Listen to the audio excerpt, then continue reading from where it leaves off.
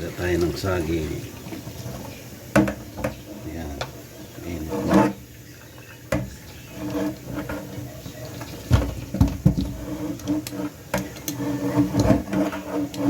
Init. Laging saging na saba. Nilagang saging na saba. Ayan. Pinapos natin kasi na init. Tapos ilagay natin siya sa plato.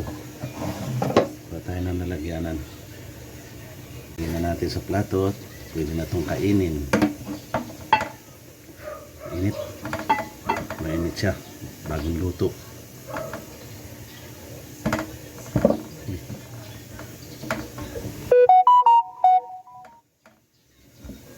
Sarap ito, nahinog na. Saging na galing probinsya. Saba.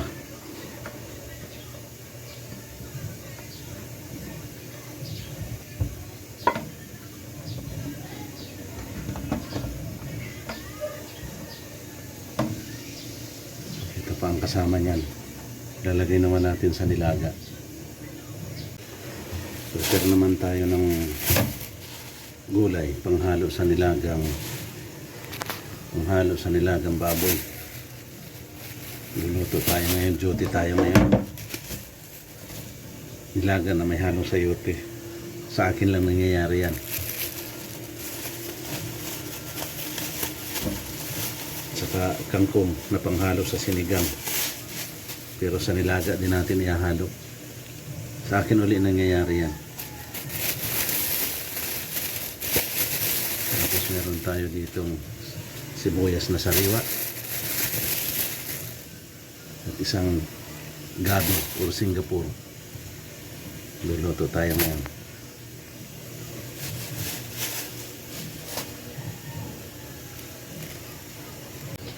Pero magasa muna ako ng itak ng pagsilyo kasi masyadong matalim.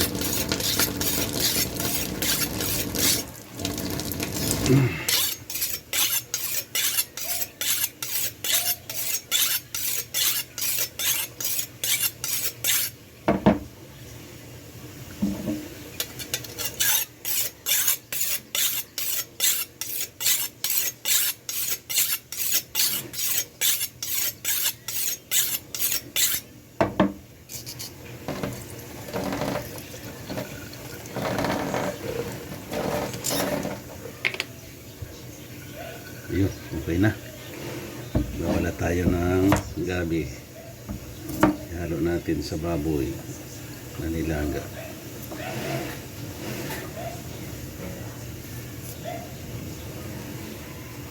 Busy ang ating may bahay ngayon kaya tayo ang naatasang magluto ng ulam sa pananghalian.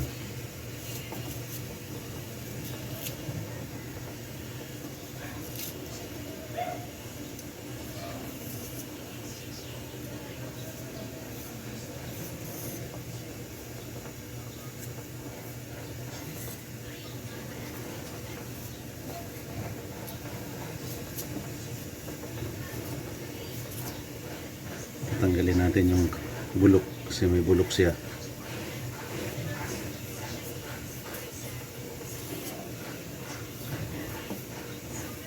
Sa probinsya, hingin lang natin ito. Puhukayan lang natin sa gilid-gilid ng bahay. Dito sa Manila, napakamahal ng kilo nito.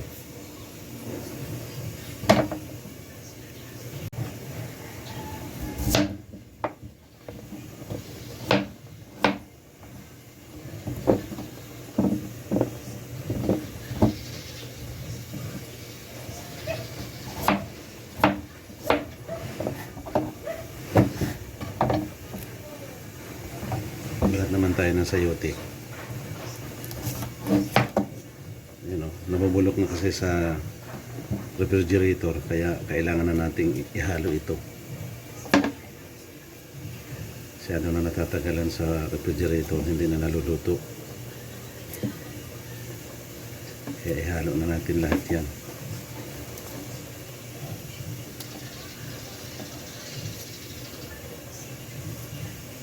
Dapat ito sa tinola. baboy ang ating na-prepare na nilaga. Kaya sa nilaga na lang na baboy sa mga ihahalo.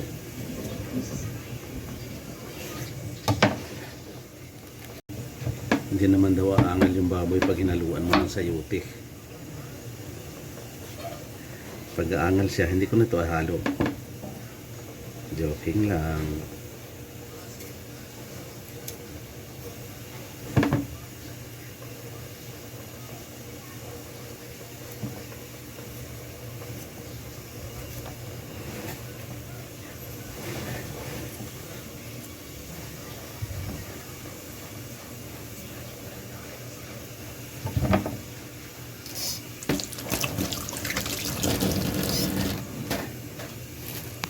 Nakakulo tayo ng baboy. Ayan yung ating pinakuluan. Naka pressure cooker para madaling lumambot.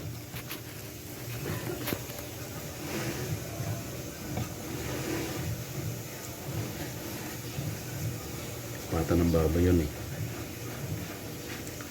Haluan natin ito. Masarap ang ating higop ng sabaw.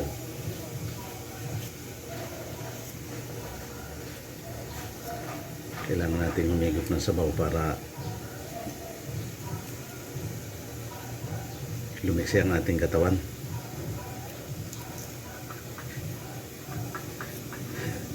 May isang nanunubok dito.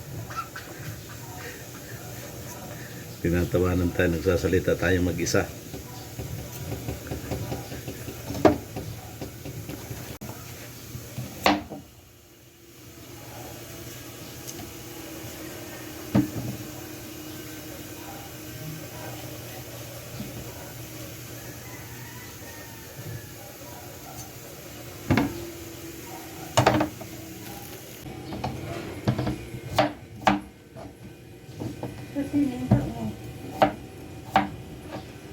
Hindi ah.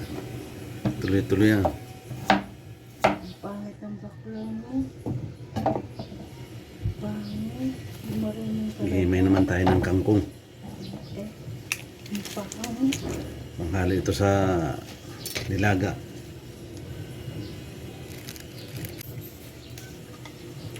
Hihimay naman ng kangkong.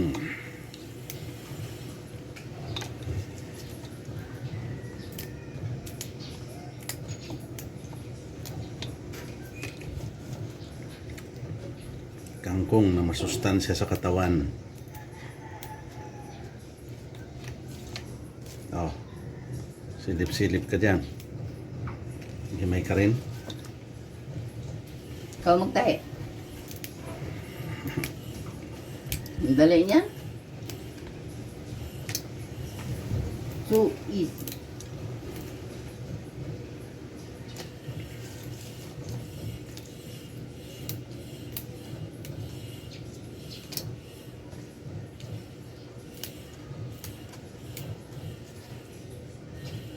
Maluma na yung kangkong. Mga ano siya, mga payat yung iba. Kaya yung ayos lang ang ating kukuhain. Talagang pinagpilian na ito ah.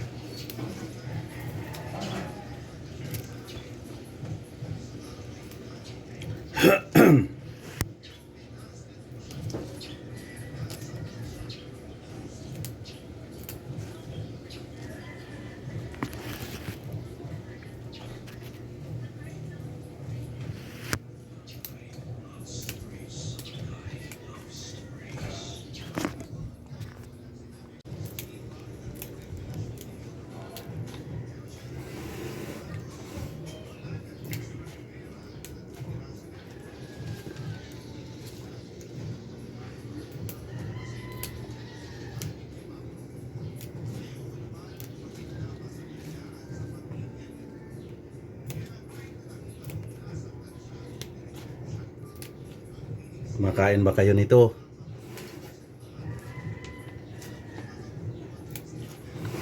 Alam ko, pati mga ibang lahi kumakain ito eh. Mga Thailand, Makain ito, ang lakas kumain yan kahit hilaw kinakain. Sa mga drivers dyan ng mga Pakistan, how are you?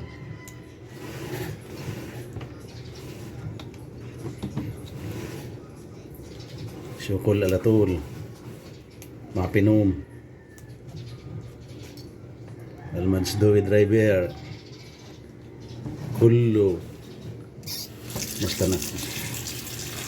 Kamusta na kayo dyan? Gasan muna natin yung gulay.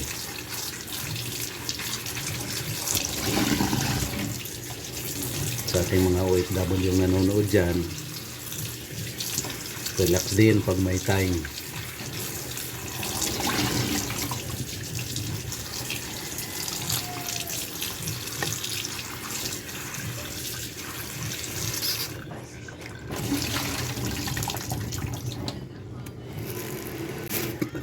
Iwan naman tayo ng murang sibuyas. Hugasan muna natin. Hugasan muna natin siya.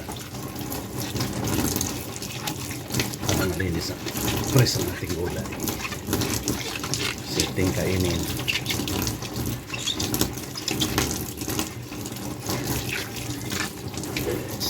Yun. Huwain na natin. Dalan muna natin ang ugat.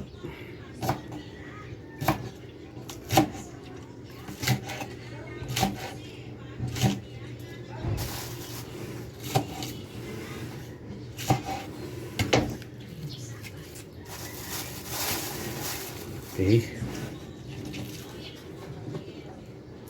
Ready ng lahat ng ating gulay. Oh, ayan na.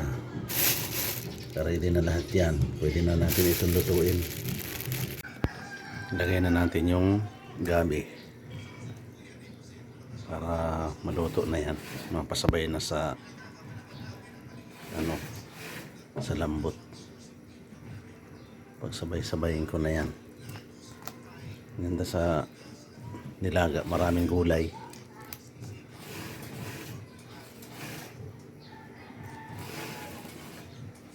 Yan. Tapos haluin natin ng kaunti para mapunta sa ilalim. Okay na. Patapos na ang ating nilagang baboy. Ulam sa tanghalian. At dito nagtatapos ang ating simpleng vlog, mga kabayan. Maraming salamat sa inyong lahat kung mapanood ninyo itong video ito. God bless.